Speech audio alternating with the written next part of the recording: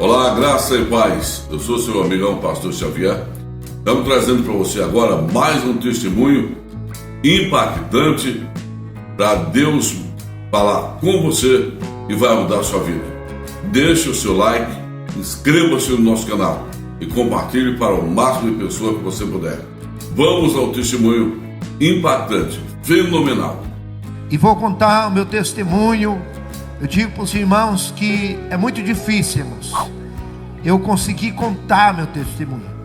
A semana inteira nós em oração, a região de Pinhais orando, porque ele sabe a luta que eu passo com o diabo. O diabo faz de tudo, irmãos, para mim não contar. E é muito difícil, irmãos, porque toda vez que eu conto esse testemunho, eu revivo algo que eu não quero que ninguém passe o que eu passei. Eu quero ler aqui, no livro de Hebreus, no capítulo 3 e no versículo 12. Aleluia. Aliás, capítulo 3 e versículo 7 de Hebreus. Hebreus capítulo 3 e versículo 7 diz assim: aleluia. Oh, glória a Deus. Preste atenção nesta palavra. Os ouvintes de casa também, preste atenção nessa palavra, porque tudo que Deus faz, irmãos, Ele luta para nos salvar. Tudo que Deus faz, antes Ele revela o seu segredo a seus servos e aos profetas. Sempre Deus fala com o ser humano, por mais que ele esteja fraco, por mais que ele esteja se sentindo caído, mas Deus sempre está falando, porque o desejo do coração de Deus é ver nós em pé na presença dEle. Talvez os ouvintes estão aí, até mesmo chorando, de tanta angústia, tanta luta, decepcionado, triste, escandalizado. Mas hoje Deus tem uma palavra para você. Diz assim, Hebreus capítulo 3 e versículo 7 diz assim: assim como diz o Espírito Santo, se hoje ouvirdes a sua voz, não endureça o vosso coração, como foi na provocação no dia da tentação no deserto, onde os vossos pais me tentaram e me poram em prova, e viram minhas obras por 40 anos, e por isso me indignei contra esta geração, e disse: estes sempre erram em seus corações, eles também não conheceram os meus caminhos. Amém? Preste atenção, irmãos. Eu não vou poder contar todo o meu testemunho, mas está aqui muitas pessoas que são testemunho disso que eu estou falando é verdadeiro. Está aqui também o nosso irmão Martins, né? Inclusive, ele veio esses dias ainda saber que era eu o rapaz do acidente, porque ele era fiscal dos bingos. E está aqui ele, um homem de verdade, né? Vocês conhecem. E ele sabia que lá o funcionário tinha morrido. E inclusive, esse último acidente que eu tive, eu fiquei 3 dias e meio morte cerebral. E a minha família não deixou tirar os aparelhos. E no 4º dia Deus me trouxe de volta. Quando Deus tem um plano na vida da pessoa, irmãos, nós passamos por momentos difíceis, mas é para nós poder entender os outros, para que o nome do Senhor seja glorificado, porque muitas pessoas não crêem que Deus pode fazer milagres. Deus confunde a medicina, porque Ele é Senhor. Irmãos, eu vou contar um pedaço da minha vida, porque eu vim de uma família muito católica. Fui batizado, crismado. E quando eu tinha, irmãos, 8 anos de idade, eu me criei na roça, no sertão, na roça mesmo, como Eliseu. E lá, nós estávamos no mês de abril, roçando, para plantar um trigo. E estava chovendo aquela garoa. Escapou a foice da mão do meu irmão que estava perto de mim, pegou na minha perna direita, tem uma cicatriz enorme. E ali meu pai, irmãos, teve que tirar a foice, ela ficou cravada no osso. Meu pai, eu lembro, tirou aquela foice que ficou cravada na minha perna, e ali ele saiu correndo, gritando. Não tinha recurso nenhum, irmãos, para sair de lá era só a cavalo, e horas a cavalo por meio dos matos. E ali meu pai amarrou uma corda bem apertada na minha perna, para ver se estancava o sangue. Mas eu estava mesmo assim sangrando, e era madrugada, eu creio umas 2 horas da manhã. Veio o diácono Oscar, que Deus já levou ele, e falou assim: o que aconteceu aqui? Ele veio a cavalo e falou assim: o que aconteceu aqui que Deus me mandou aqui? Aí meu pai contou, ele veio lá, desamarrou aquela corda, orou, e Deus estancou sangue na hora, para a glória de Deus. Eu estava chorando de dor, aquele não tinha nem um doril, nem um anador, nada. Irmãos, na hora passou a dor, ficou aquele corte branco. Eu tenho uma cicatriz enorme na minha perna direita. E ali ele falou ainda para o meu pai: esse menino não vai morrer, porque esse menino vai ser um pregador do Evangelho. Passou-se 19 anos de idade, 18 anos me casei, 19 anos a minha esposa estava grávida, fazia 1 ano de casado. Ela estava grávida, e ali ela tinha problema gravíssimo, ela tinha útero infantil, e com 6 meses nasceu o meu primeiro filho. Deu hemorragia, não teve como evitar, levamos às pressas, mas até chegar no hospital não tinha mais recurso. Nasceu o meu filho primogênito, Davidson, com 600 gramas. Os médicos não tinham recurso, improvisaram uma estufa e disseram para mim: esse menino tem 1% de vida. E ali morava na roça, não tinha recurso financeiro, e eles falaram: se eu não arrumasse uma avalista, porque era o fundo rural, não tinha INSS, era o fundo rural, era o único meio que tinha de ajuda para o agricultor. E ali, se eu não arrumasse uma avalista, eles iam tirar dos aparelhos e sepultar meu filho. E eu fiquei desesperado, porque eu sabia que eu não ia conseguir uma avalista. Era diária hoje o valor de uns 70 mil reais. Eu lembro que era o valor de um alqueire de terra, é 70 a 100 mil hoje lá. Eu não tinha a mínima condição. E aí tinha uma prima minha junto. Essa minha prima, ela foi atingida por uma macumbaria, e ela ficou depressiva, obesa, e aí ela não conseguiu mais andar, e ela tentou muitas vezes se matar, tirar sua vida. E aí minha tia contratou uma menina evangélica para ficar junto com a Suzete, minha prima. E ali aquela menina evangelizando, um dia levou a minha prima na igreja, e lá manifestou um demônio, um espírito, saiu da vida dela. O pastor orou, expulsou, e ela levantou liberta e curada. E ela não contava para ninguém, porque a minha tia disse assim: ó, você não conte que você sarou na igreja de crente, porque tinha vergonha. Isso foi em 85, irmãos. Aquele tempo era difícil, um cristão era muito perseguido, era criticado. E aquele dia que eu estava desesperado no hospital, a minha prima falou: Valmir, eu vou te levar aonde eu sarei, e você vai fazer um voto. Mas ela mentia para nós, ela dizia que foi um massagista que tinha colocado os nervos no lugar, e ela voltou a andar. E aí eu falei ainda para ela: levar eu no massagista? Ela disse: não, eu sarei numa igreja de crente. Aí eu lembrei do que Deus fez na minha vida, e eu vi, irmãos, sentei no primeiro banco, fiquei até assustado com aquele barulho, glória a Deus e aleluia. E eu comecei a orar, e eu falei: Deus que me deu a vida, se o Senhor der a vida para o meu filho, eu vou aceitar Jesus. O pastor assumiu a segunda parte, pregou, chamou eu por revelação: aqui tem um pai, que o teu filho ia morrer, mas você fez um voto, uma promessa para Deus, e Deus vai dar vida.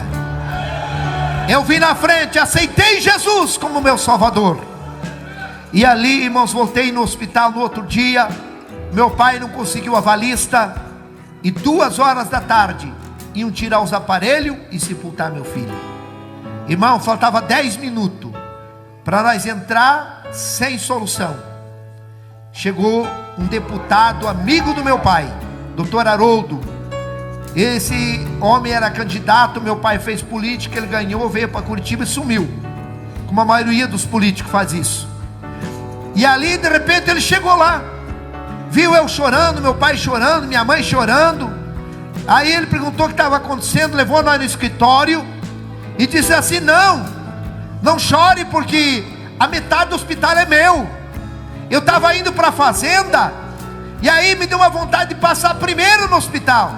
Eu ia para a fazenda, depois eu ia passar aqui. Aí ele olhou para mim e disse assim: menino, o teu santo é forte, hein? Eu falei: meu santo é Jesus. Aleluia. Irmãos, o médico chamou, a médica tinha feito o parto, a doutora Vemilda, e disse assim: ó, quantos dias esse menino precisar, deixa ele na estufa. E ele assumiu a dívida. Ficou 72 dias. Levamos para casa com 900 gramas e vai morrer porque o coração dele está com defeito, não vai falar, não vai andar. E eu levando ele na igreja e Jesus foi curando. Está lá ele, irmãos, 32 anos para a glória de Deus. É diácono da igreja, aleluia. Irmãos, só que meu sogro macumbeiro, minha sogra, ninguém aceitava. Minha esposa falou para mim: se você continuar nessa igreja, nós vamos se divorciar. O dia que foi para mim descer as águas, ela disse assim: você vai se batizar? Eu ia sábado, pegava o ônibus, eu ia 7 quilômetros a pé, até no asfalto, pegava o ônibus sábado e voltava segunda-feira, de meio-dia.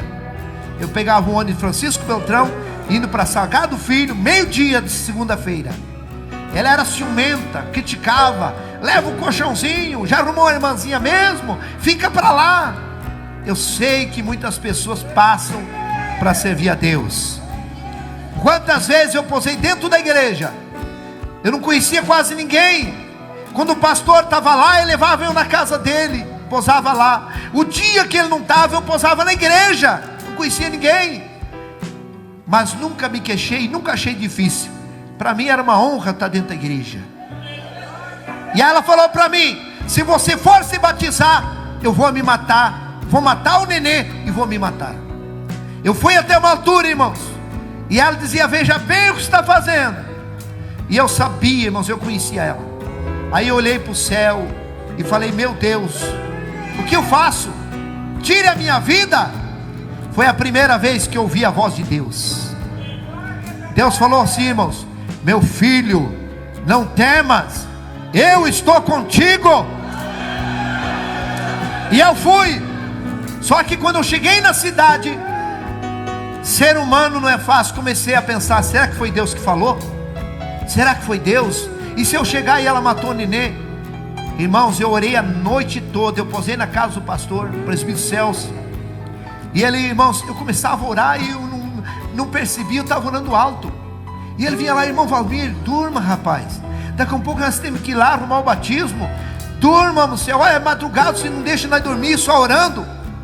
Aí eu falei: pastor do céu, eu não sei se eu fiz certo. Aí contei a história para ele, disse: não, se Deus falou, Deus vai cuidar. No outro dia, irmão, não dormi nada. Eu estava na fila, vestido de guardapó branco. Uma irmã, ou esposa do pastor, chamou por revelação: aqui tem um irmão que Deus diz assim: da tua família eu estou cuidando. Irmãos, depois de 5 anos naquela guerra, eu já estava pregando o evangelho, dirigindo 5 igrejas, e a minha esposa não era crente. Aí não dava mais. Um dia Deus falou: vou tratar com ela. Começou problema de coração. Irmãos, ela dava ataque, dava um desmaio do coração, ela ficava toda roxa. E aí deu um problema no útero dela, câncer.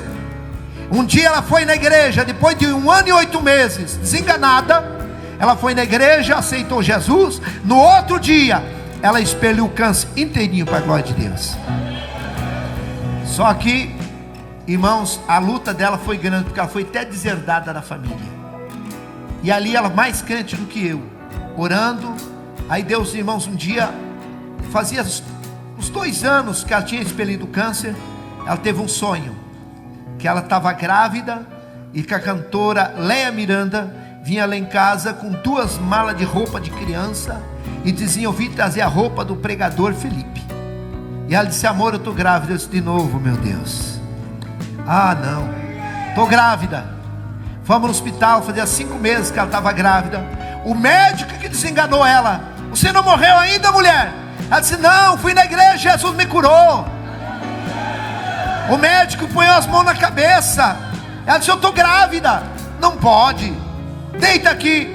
Quando ela deitou, o médico ponhou, irmão, o aparelho na barriga, escutou o barulho do coração do neném e disse assim: você está grávida mesmo?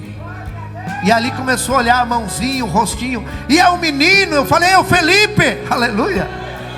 Está lá o Felipe, irmãos, 1,82 m, maior que o pai. O útero dela aguentou até os 8 meses, mas Deus mostrava para ela que Deus ia levar ela. E nós viemos para Curitiba, vou resumir, dia 7 de agosto de 2001, nós estávamos indo para o serviço, inclusive dia 6 de agosto, à noite, nós fomos na igreja, ela cantou, ciclo de oração, e aí eu dei uma oportunidade para o presbítero Natalino orar por revelação, e ele disse assim: olha, Deus me mostra aqui 2 pessoas que Deus vai levar dessa igreja. Eu vi 2 anjos aqui, pegou 2 rosas e levou. E ele não sabia que uma era minha esposa e a outra era a filha única dele, irmãos. Dia 6 de agosto, nós chegamos em casa depois do culto. Se o irmão quiser pôr as fotos do acidente do carro aqui no telão, pode pôr, por gentileza.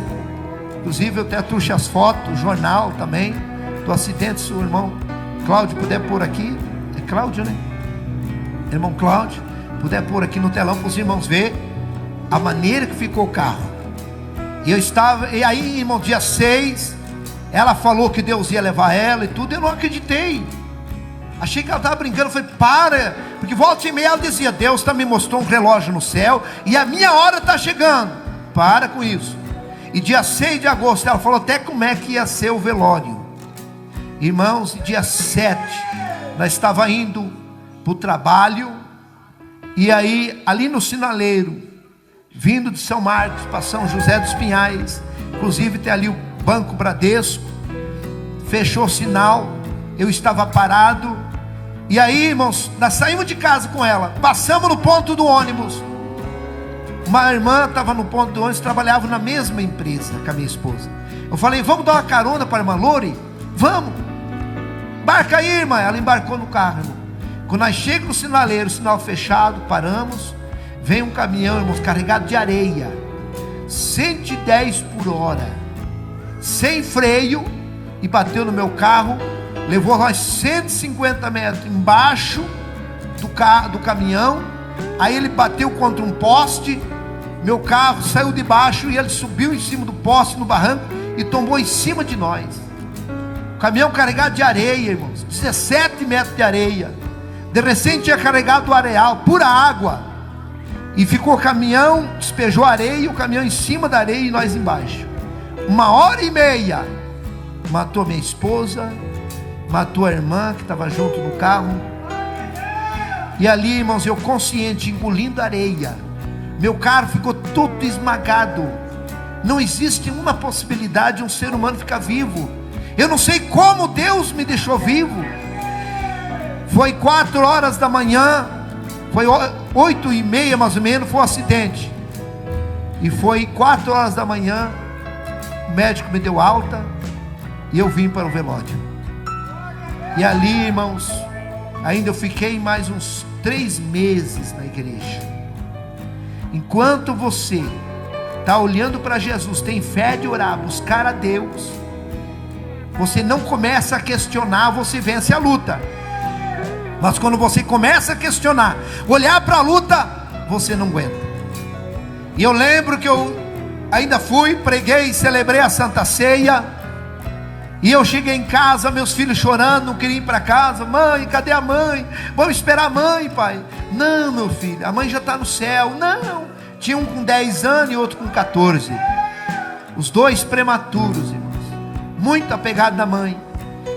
Irmãos, eu cheguei em casa, meus filhos chorando, o mais novo estava entrando em depressão, e eu já fazia uns 7 dias, eu questionando, por que isso? Por que isso? Eu era um pastor, pregando o evangelho, mas nós estamos sujeitos a tudo. Deus tinha avisado que ia levar ela. E aí, irmãos, eu peguei a minha Bíblia. Foi a pior decisão da minha vida. Foi ali a minha derrota, irmãos. Eu peguei a minha Bíblia, fechei o zíper dela e falei, eu nunca mais prego o evangelho. Peguei e joguei em cima do guarda-roupa, aquela Bíblia com tudo assim, irmãos. E quando eu joguei a Bíblia em cima do guarda-roupa e falei, nunca mais eu prego o evangelho, porque eu comecei a questionar. As pessoas faziam pergunta para mim, pastor, como é que vai acontecer isso? Você não era crente? Mas Pedro também era um apóstolo e não foi crucificado? Tiago não era um apóstolo e não foi morto à espada? Nós estamos sujeitos a tudo, meus irmãos. Mas temos que fazer que nem Paulo, combater o bom combate, nem que morra, mas não podemos perder a fé. Aquele dia eu perdi a fé em Jesus, e ali eu senti sair de mim o Espírito Santo, e eu fiquei tão vazio, irmãos, não tinha mais sentido a minha vida. Eu ia orar, não sentia nada de Deus. Eu ia, irmãos, muitas vezes jejuar, eu ficava entregando meu jejum, Jesus recebe meu jejum, e eu senti que Deus não recebia. E eu comecei a me afastar da igreja, e eu comecei a ficar em casa, entreguei a igreja, e eu comecei a fugir dos irmãos, fiquei sem santa ceia. E ali, irmãos, eu comecei, vendo no culto, eu ficava em casa assistindo novela, vendo filme para preencher aquele vazio. Mas quando eu deitava na cama, eu me sentia, irmãos, uma pessoa sem vida mais. Porque a pessoa, quando conhece a Bíblia, é batizado com o Espírito Santo, conhece, teve intimidade com Deus, e se ele perdeu o Espírito Santo, a vida não tem mais sentido nenhum. A minha vida era uma vida sem graça.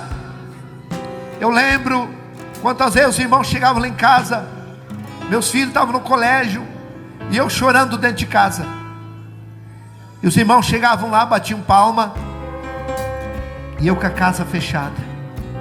Pastor Valmir, o carro dele está aqui. Eu tinha voltado a trabalhar, irmãos, comprado outro carro. O carro dele está aqui. Ô irmão Valmir, pastor. E eu lá, irmão, não quero ver eles.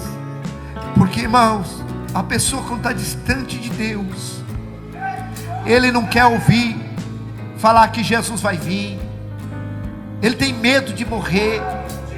E eu não queria nem que ninguém falasse, Jesus está às portas para voltar. Eu sabia que eu ia ficar. E depois de 9 meses e 3 dias do primeiro acidente, dia 10 de maio, irmãos, de 2002, nós estávamos tocando uma obra, o pastor lembra, Bingo, Palácio 60. Ele não me conhecia. Foi esses dias que eu dando entrevista no rádio que o pastor ficou sabendo que era eu, aqui no púlpito, que ele ficou sabendo que era eu, o funcionário que tinha se acidentado. Dia 10 de maio de 2002, eu saindo de casa, Deus falou comigo ainda, irmãos. Por isso que Deus sempre avisa. Essa palavra, quando vi a voz do Senhor, não endureça o coração. Irmãos, eu fui até a garagem, eu chorei, porque Deus falou comigo, não vá trabalhar hoje. Eu fui até o carro, voltei até o carro, mas eu tinha 4 funcionários, e nós éramos 2 responsáveis por 52 funcionários. E ali, irmãos, eu falei, eu não posso, eu tenho que ir. E eu peguei meu carro e fui.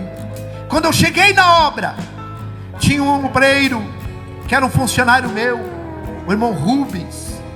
Esse irmão Rubens, ele era crente, dirigente de igreja. E ele veio e me abraçou e disse assim, pastor Valmir, volte para a igreja. Jesus está voltando, nós somos mortal, pastor. E eu falei ainda para ele, onde é que você vai pregar hoje? Ele falou, eu vou pregar na minha igreja. Ele dirigia uma igreja lá em Contenda. Eu falei, então hoje eu vou lá. Vou lá na tua igreja hoje, pegar o carro, os piá e vou lá. E vou reconciliar. Ele disse, então vai lá hoje. mas para ele parar de falar. Eu não ia, eu só falei aquilo só para ele parar de falar que Jesus ia vir. Irmãos, 11h30 da manhã, eu subi para ajudar em cima do telhado, para ajudar, irmãos, carpinteiros a cobrir ali aquele barracão. E ali, irmãos, eu ajudando um servente a levar uma telha. Eu não sei se não foi o diabo, irmãos, que fez aquilo. Ele numa ponta da telha, eu levando na outra, e deu um vento tão forte, que me desequilibrou. Eu estava sem cinto, não tinha cinto para mim, e aí eu desequilibrei em cima daquela tábua, e eu me obriguei a pisar na telha, essas telhas de 6 milímetros, e quando eu pisei na telha, a telha furou, ela quebrou. Quando afundou minha perna, eu gritei: meu Deus, eu vou morrer e eu estou desviado, porque eu sabia aonde eu ia cair. Ou era ferro de ponta, ou era essas pedras de calçamento paralelepípedo, porque ali era um estacionamento. Nós ia fazendo os barracões, ia tirando as pedras e jogando em cima do concreto. E quando afundou minha perna, eu tentei me agarrar, não foi quebrando, eu vim 8,70 metros a 9 metros de altura. Eu caí, irmãos, de cabeça em cima daquele monte de pedra. Ainda eu levei as minhas mãos. Esse braço, irmão, é tudo platina. Ele ficou mais curto. Olha o tanto que ele é mais curto. Esse aqui também, irmãos, tem pino e platina. O meu joelho esquerdo, eu não tenho patela, é um pedacinho de ferro e pino. Pela medicina eu não podia andar. Eu mexo com a minha perna assim, estrala pino com pino. E eu caí e bati minha cabeça em cima daquelas pedras. Quebrou todo o meu crânio, irmãos. Deu traumatismo craniano. E ali quando eu caí no chão, ainda agonizando, eu tentei reconciliar. Já entrei em coma. E quando eu entrei em coma, que apagou tudo, eu comecei a ver uma neblina branca. Eu já estava morto ali. Eu vi uma neblina branca e comecei, eu falei: meu Deus, o que aconteceu comigo? Aí eu vi, irmãos, a morte vindo. Ela é idêntica a essas lesmas que tem na parede do banheiro, só que ela era do tamanho do caminhão. Ela vinha voando assim, e eu já deduzi a morte. E eu gritei: morte não, eu não posso morrer, eu estou desviado. E ela veio e me engoliu. Quando ela me engoliu, irmão, eu saí do meu corpo. Eu saí do meu corpo, eu já estava só o espírito. E eu fiquei uns 4, 5 metros de altura. E eu vi o meu corpo caído no chão. Eu vi esse irmão Rubens que falou para mim, me acudindo ali, me socorrendo. E eu disse assim: irmão Rubens, me ajude a voltar para o meu corpo. Eu saí do meu corpo. Vida após a morte é tão normal, tão real como essa aqui, irmãos. A gente vê, é normal, é natural assim, é real igual aqui, ó. Você, irmãos, quando a gente morre, a gente vê o nosso corpo no chão, igual você vê a tua roupa, teu calçado. Eu dizia: meu Deus, eu saí do meu corpo. Olha lá meu corpo, é ele. Irmão Rubem, eu quero voltar, me ajude. Mas ele não me escutava, porque nós não conseguimos escutar a voz de espírito. Eu tinha saído do meu corpo. Para tudo tem um jeito, mas para a morte não há jeito a não ser Jesus, irmãos. Se Deus não te levar você vivo para o céu no arrebatamento, com certeza você irá ver o teu corpo também. Aleluia. E ali, irmãos, eu estava no ar, sem domínio, não sabia para onde ir. E eu gritava: meu Deus, me ajuda eu voltar para o meu corpo. Eu vou voltar para a igreja. De repente eu vi, irmãos, uma gargalhada, aquela risada debochada, aquela gargalhada debochada. E eu olhei assim, eu vi 2 demônios me olhando. Terrível, irmãos. Como fosse um cachorro, um cão assim, cabeça de cachorro, mão de pessoas, mas ele não tinha dedo, eles tinham garras. E eles falaram assim para mim: agora não tem mais jeito, agora você está morto. E começaram a dar aquelas gargalhadas. E eu gritava: não, eu sou crente, tentando enganar o diabo. Irmãos, e eles sem misericórdia me pegaram, me levaram para o lado esquerdo, para esse lado, e ali eles me levaram e me jogaram dentro de um poço, de um túnel assim, ó, pá, igual joga um lixo. Irmãos, vida após a morte é tão real, que eu dizia, não é verdade que eu morri, eu vou me acordar, é um sonho, é um pesadelo, e quando eu acordar desse pesadelo, eu vou voltar para a igreja.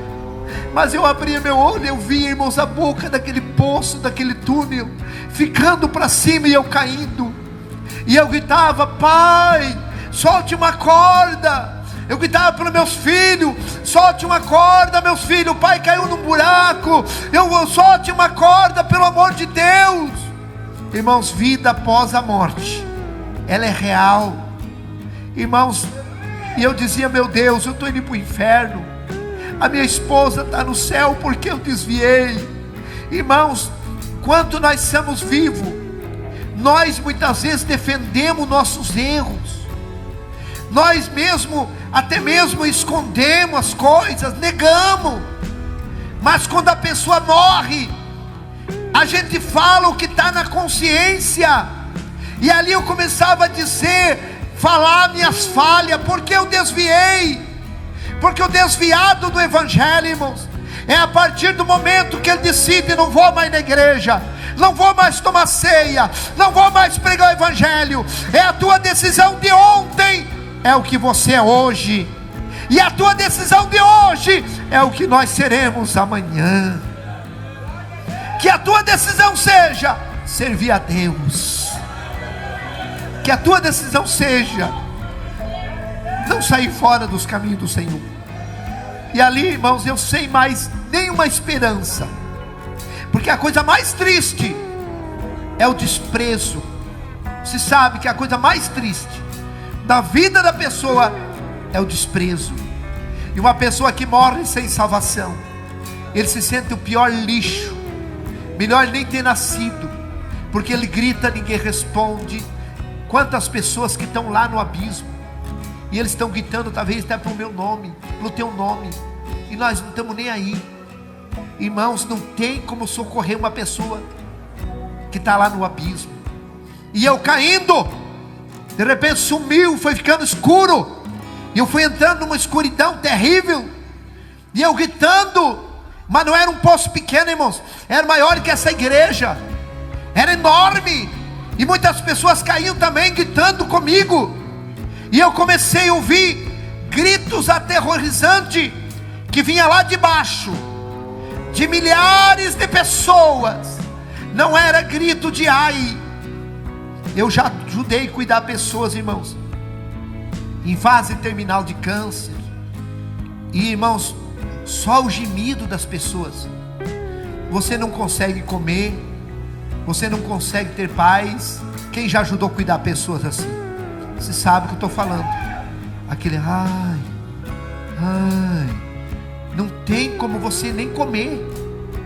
Mas lá no inferno não é esse grito, é grito de ânsia aterrorizante.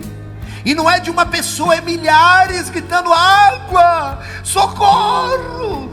Gritos, irmãos, que se as pessoas que estão paradas, que não estão mais servindo a Deus, pessoas que ainda não aceitaram, se escutasse os gritos das pessoas que estão lá vivas no inferno, com certeza todos eles reconciliavam. E eu fui chegando aonde eles estavam, e eu comecei a sentir um calor terrível. Se você queimar um dedo, você protege o dedo, mas se você entrar em corpo inteiro no fogo, não tem aonde se proteger. E eu entrei, irmãos, dentro daquele fogo terrível. Eu cheguei aonde estavam aquelas pessoas, e quando eu cheguei aonde eles estavam, eu comecei a gritar, que nem eles, gritos aterrorizantes. E eu dizia, eu estou no inferno, e daqui nunca mais eu vou sair. E eu gritava por água, socorro, me ajude. Irmãos, tem horas, momentos assim, eu não sei quantas horas eu fiquei no inferno. Lá a pessoa sente sede, sente dor. Se tirar uma pessoa lá do inferno, e acalmar a dor dele, e perguntar: onde é que você morava? Eu morava na rua tal, telefone tal. Ele sabe tudo. Ele vai com a sua consciência junto. Ele está sabendo de tudo. Irmãos, eu estava lá, no meio daquele fogo, gritando. E tem momentos que aqueles demônios, eles dão gritos aterrorizantes, irmãos. No inferno, o inferno é um salão embaixo da terra. Tem como fosse uma botija, um túnel que desce, e embaixo da terra aquele enorme salão. E lá está cheio de pessoas, homens, mulheres, jovens, gritos.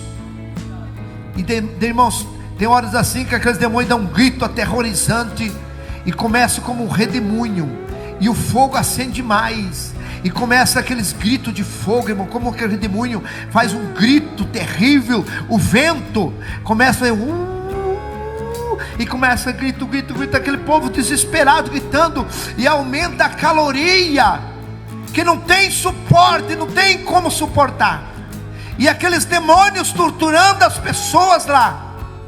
Irmãos, tem coisas que eu não conto, o que aquelas pessoas estão passando lá. Foi uma luta tão grande, irmãos, para mim conseguir contar esse testemunho.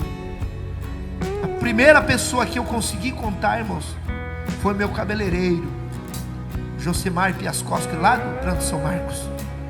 Um dia estava chovendo, fui cortar meu cabelo, e foi Deus.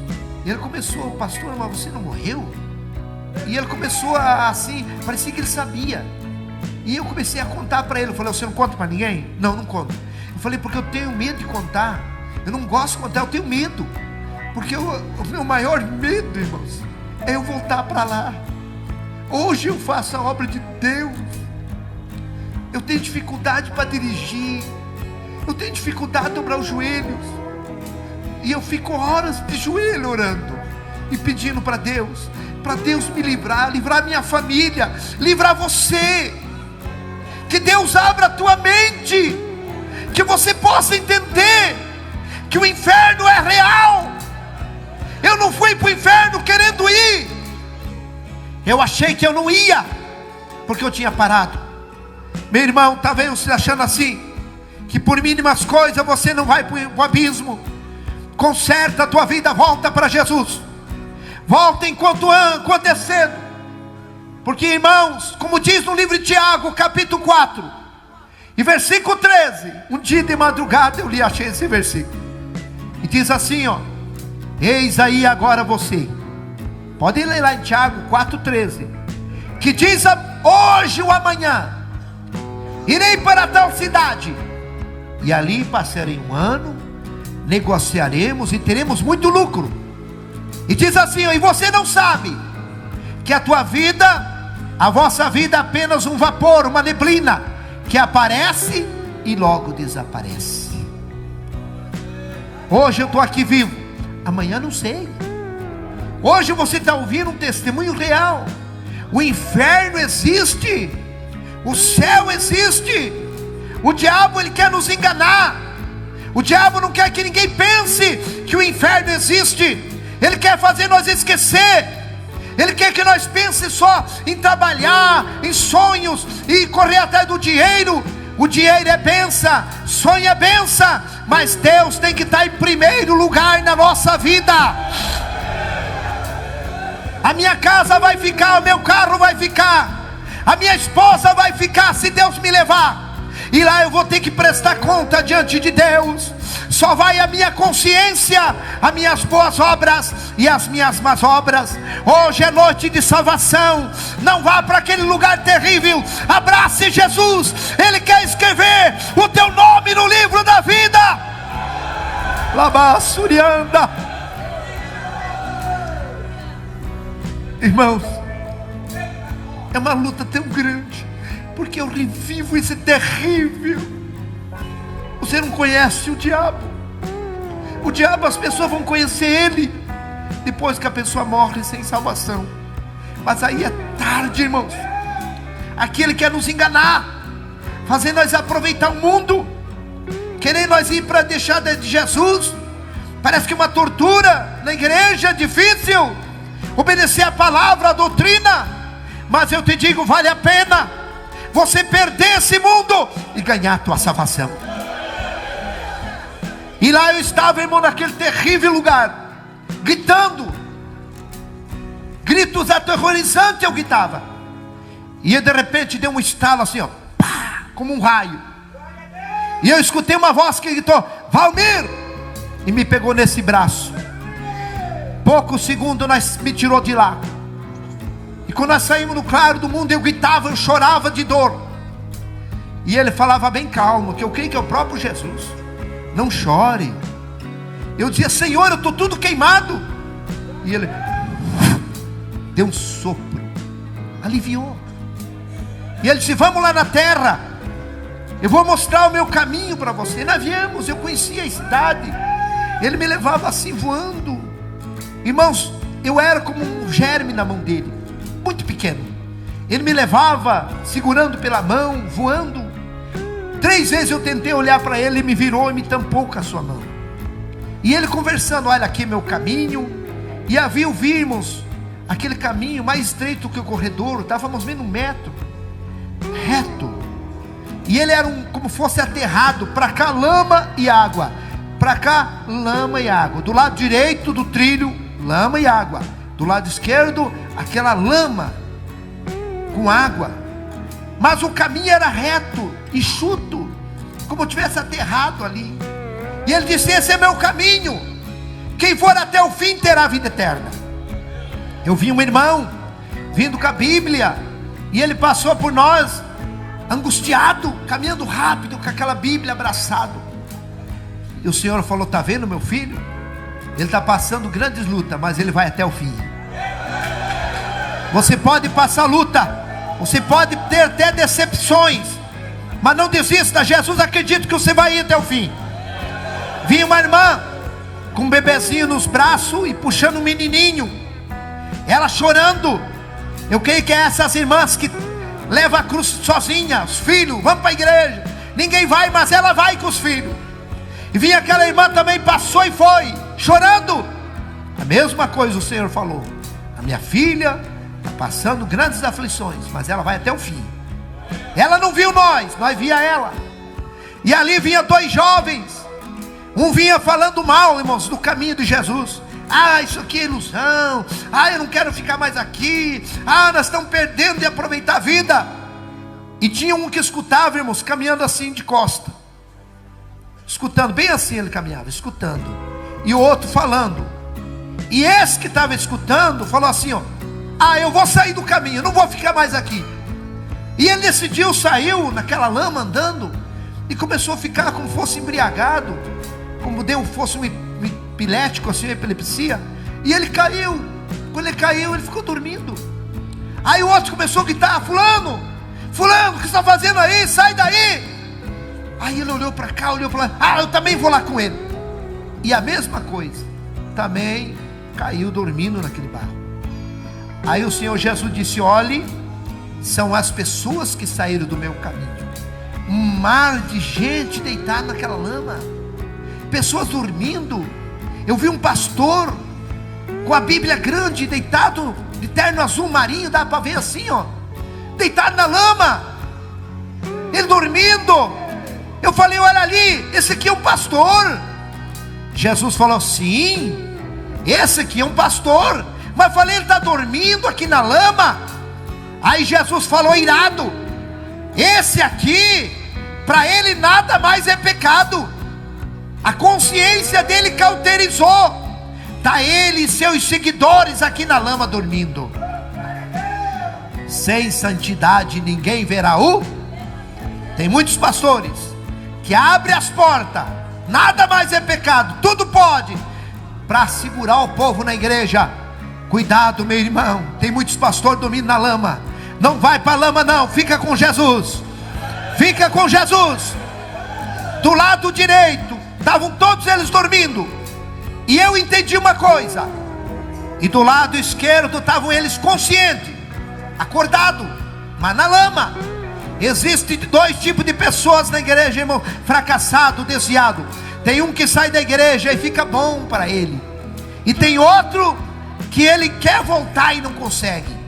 Do lado esquerdo tinha um moço, assim de 4 pés, como diz, com as mãos pichadas para frente, naquela lama. E ele gritava: eu quero voltar, 50 centímetros para voltar, irmãos, do caminho. E ele dizia: eu quero voltar, mas não tinha força, as mãos travadas. Aí Jesus falou: esse aqui quer voltar, mas ele não quer se desprender. Quantas pessoas querem voltar para os caminhos, mas não quer se desprender do mundo? Quer voltar, grita, tem vontade, mas não quer se desprender. Se desprenda, meu irmão, aleluia. Ele fazia força com as pernas, mas as mãos segurava.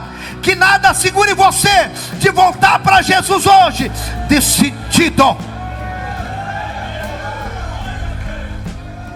Tinha mais à frente um casal. Posso contar, irmão? Tem parte que é pesado.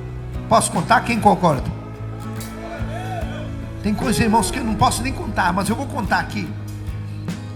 Tinha um casal na frente assim, irmãos, um rapaz e uma moça. Estavam seminus, só de roupa íntimas, como tivesse aquele namoro escandaloso. E eles pura ferida. Irmãos, Deus vê as pessoas tão de perto. Eu estava 2 metros longe deles, nós olhando eles assim, ó. Eu fiquei com vergonha do que eles estavam fazendo. E ali ela abraçou ele bem forte, beijando ele, e começou a cravar os dedos nas costas dele numa ferida. E ele empurrou ela assim, e ela tirou um pedaço de carne dele. E ele falou: vamos parar, eu não quero mais, chega. E ela, fingindo de chorar, dizia: eu não vivo sem você, eu amo você. E ela reconquistou ele, abraçou ele assim, deu um sorriso e começou a comer aquela carne dele. Eu falei: meu Deus, olha o que essa moça está fazendo. Jesus falou: essa aqui não é a mulher dele, eles estão em adultério. Chama, irmãos, aquelas feridas é a chaga do adultério. Quem entendeu, diga amém. Eu vou contar, como diz, pular um pedaço do meu testemunho, vou abreviar. Jesus me pôs de volta no caminho e disse assim: vai, filho. Eu comecei a chorar e disse: não me solte, não, eu não quero voltar para aquele lugar. Aí Jesus me pegou pelos 2 braços e firmou e falou assim: ó, firma tuas pernas. Aí eu tive força. Ele estendeu o braço e eu comecei a andar, acompanhando o braço dele, chorando. Eu desse tamanhinho, acompanhando aquele braço grande, aquele guarda-pó branco, aquela manga comprida. E eu tenho certeza, irmãos, que até hoje, se eu estou em pé andando, porque é a mão de Deus que tem me segurado. Quando eu vi, estava dentro da UTI, olhando onde estava meu corpo, e eu vi meu corpo, e eu, como uma sombra, voltei para o meu corpo. Mas, irmãos, quando eu voltei, irmãos, o dia que eles iam tirar os aparelhos e me sepultar, doutor Marcos, se ele for vivo, que Deus abençoe ele, pegou uma seringa e começou a furar meu pé. E eu mexi o pé. Ele disse: não, rapaz, está sentindo dor. Ele não está morto não, ele está consciente. Foi o dia que voltei para o meu corpo. Irmãos, no outro dia eu saí de coma. Aí eles chamaram minha família, meu pai, disseram: olha, ele está consciente, ele saiu de coma, mas ele tem 3 coágulos, lado esquerdo paralisado, crânio quebrado, vai ter que fazer uma cirurgia muito perigosa. O senhor tem que assinar, autorizando, dificilmente ele escapar. O doutor chamou, o cirurgião chamou meu pai, lá no hospital, irmãos, evangélico, chamou meu pai de um lado e disse assim: não deixe operar teu filho, ele vai ser um conhecimento do corpo humano para os universitários, ele não tem chance. Meu pai falou: doutor, o que eu faço? Vai para casa, pede um tempo e volta daqui uns 15 dias, talvez ele esteja até respirando sozinho. Assine um termo e leve ele para casa, leve alguém orar por ele. Se ele morrer, vai morrer junto com os filhos. Dali 12 dias meu pai voltou lá, irmãos. Eu já estava respirando sozinho, mas eu não sentia nada do meu corpo. Eu não sentia a minha língua, eu não sentia o lado esquerdo. Parecia que eu tinha me cerrado, eu não sentia nada. Meu pai assinou um termo, levou para casa.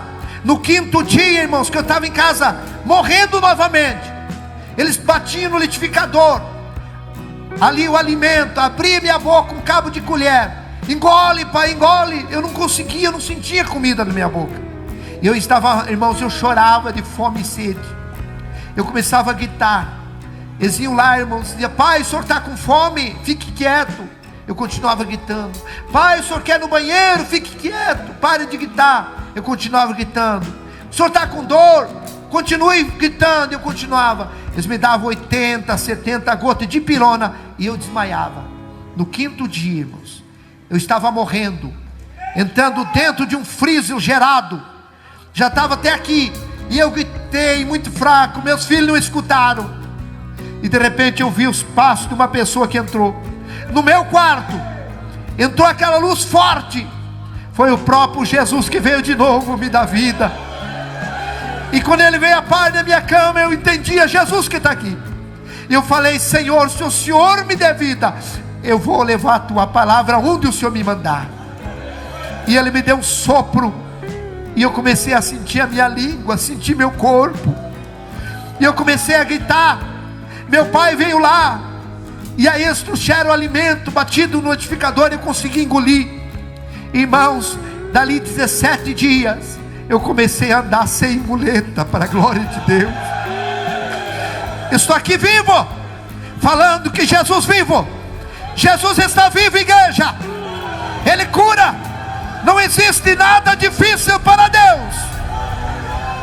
Que Deus te abençoe. Hoje Deus restaurou minha vida. Deus me deu uma outra esposa abençoada, está aqui. Depois de 3 anos de viúva, me casei. Deus me deu o Misael. Irmãos, a maioria da minha família não vem. Pai, o senhor vai contar o testemunho? Vou. Então não vou, pai. Então fica em casa. Eu não gosto de ouvir, pai, porque eles sabem, eles me acompanharam. Aleluia. Daí minha esposa veio para me ajudar. É tão difícil. Meu irmão, em nome de Jesus Cristo, você que está parado, volte. Talvez, irmãos, eu saí para trabalhar 11h30 da manhã, eu estava morto.